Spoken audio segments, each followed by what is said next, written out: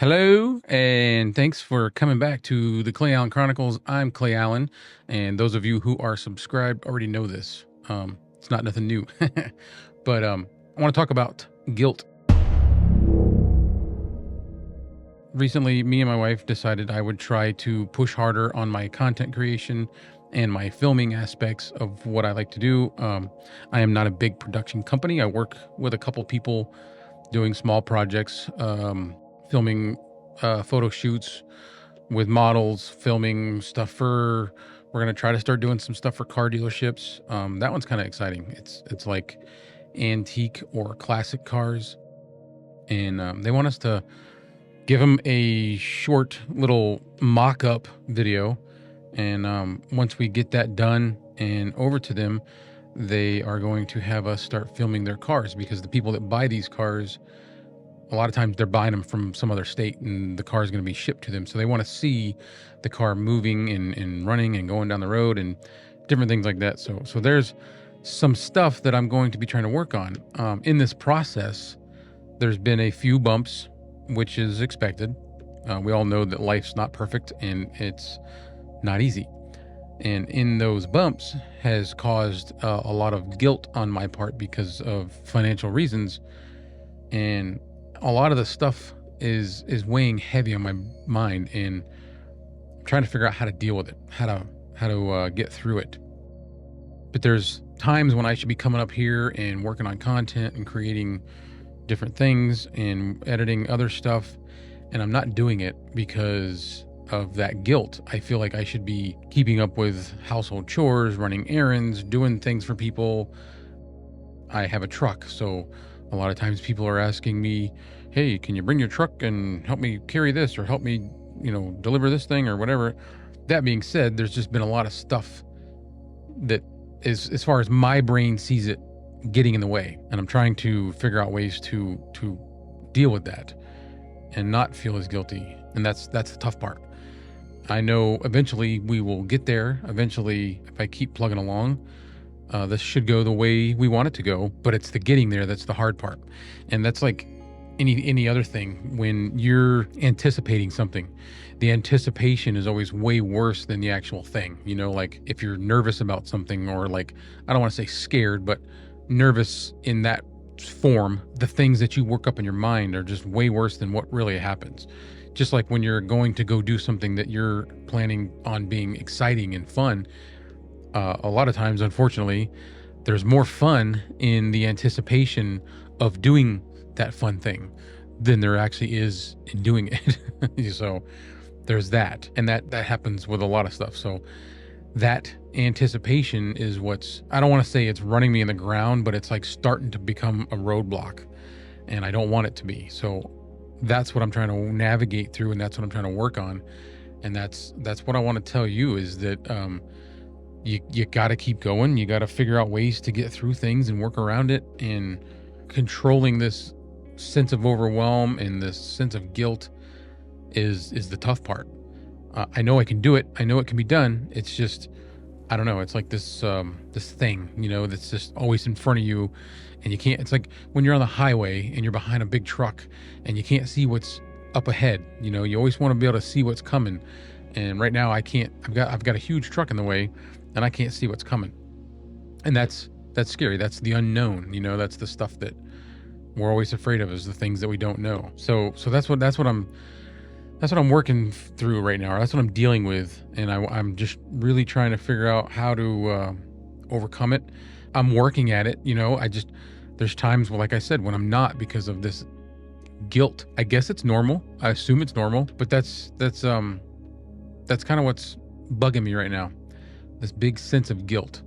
And it's not like I feel like, oh, I'm useless or anything like that. I don't feel that way at all. I don't know. Through this thing, I want to make sure that my wife knows that she is very much appreciated, and that her efforts are not going unseen and unnoticed. There's no words for me to say to her how much she's appreciated for everything she does on a normal basis, not to mention now. And you might be going through some of the same things. You might be interested in becoming a machinist or a truck driver or a teacher, and you want to go to school, but you feel like you really can't afford to go to school, because if you go to school, you're going to have less time working, and that means less income, and then that's a huge burden, especially today.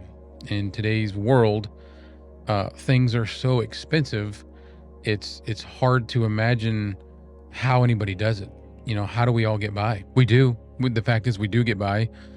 Some of us are just getting by the skin of our chin, but we do get by. And I guess the message would be that if you're going through something similar to this, don't let yourself get bogged down by that guilt or overwhelming feelings of stress, financial burden. It's just, as long as you're still doing everything you can to reach the end goal, and even if you have to set like shorter, smaller goals until you accomplish and get to the main goal, keep working at it. Keep doing meeting those goals, because especially in my situation, it's kind of like, I don't want to look back now. I want to just keep my head forward and go at it. And that's sometimes it's tough. Sometimes it's really hard to work through, but I know it can be done. And if you're going through anything similar, I know you can do it as well.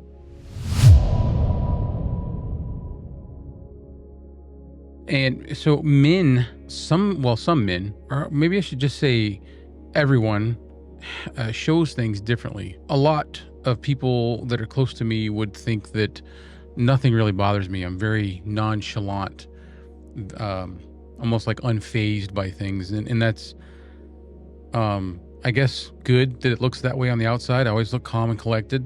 On the inside, it's different. And men have a different way of showing that. Sometimes they don't show it at all, and it comes out in a bad form, or it comes out in a bad habit, or I don't know. With me, when I was raising my first 3 kids with my ex-wife, a lot of stuff was financially was on my shoulders, and it's not like she didn't work. She worked too. It was just, she was home more than she did work. She did work towards when the kids became teenagers. She worked a lot more, but it was like nothing ever seemed to bother me. You could just pile on all the stress and all the worry on my shoulders, and I would just keep going. I would just keep plugging along. And then, every now and then it might come out. Some of that stuff might get released in the form of an argument, or in the form of, going out and purchasing something to make yourself feel better. Just things like that.